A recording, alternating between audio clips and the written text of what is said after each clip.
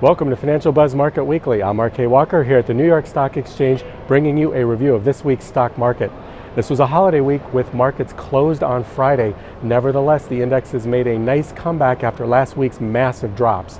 On Monday, retail sales came in higher than expected, showing a 1.1% gain for March and confirming the weather-related troubles are over. This gave investors an excuse to come rushing back in to buy. However, on Tuesday, we were back to mixed news. The Consumer Price Index for March showed a 0.2% increase in inflation, accelerating slightly from February and slightly higher than expectations, while the Empire State Manufacturing Survey showed considerable slowing for April, down to 1.29, hurt by a decline in new orders.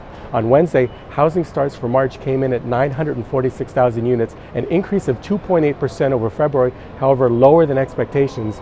Industrial production for March gave a positive surprise to investors, up 0.7%, and Fed Chair Yellen spoke at the Economic Club of New York, stating the current 6.7% unemployment rate is still about 1% too high and that interest rates probably won't go higher before 2015. This prompted a strong rally. On Thursday, jobless claims came out for the week ending April 12th and were once again lower than expectations, showing 304,000 claims compared to last week's 6-year low of 302,000. The market was mixed on the news. Now let's take a look at some stocks.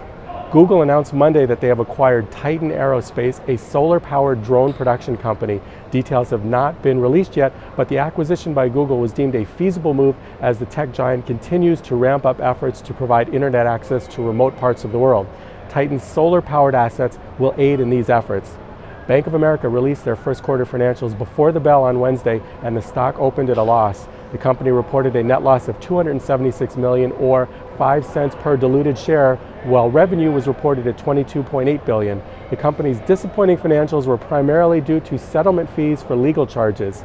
Bank of America was billed $3.6 billion from a prior settlement case with the Federal Housing Finance Agency, as well as $2.4 billion for other mortgage-related matters.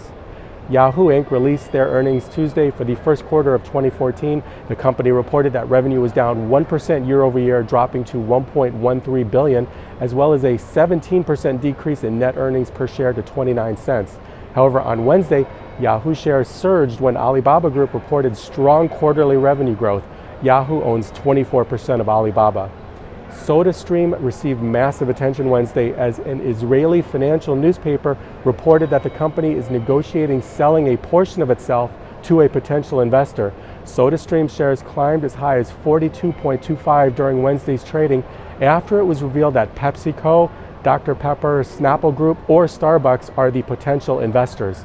All parties involved are refusing to comment. This is Financial Buzz Market Weekly. I'm RK Walker, and I'll see you again next week.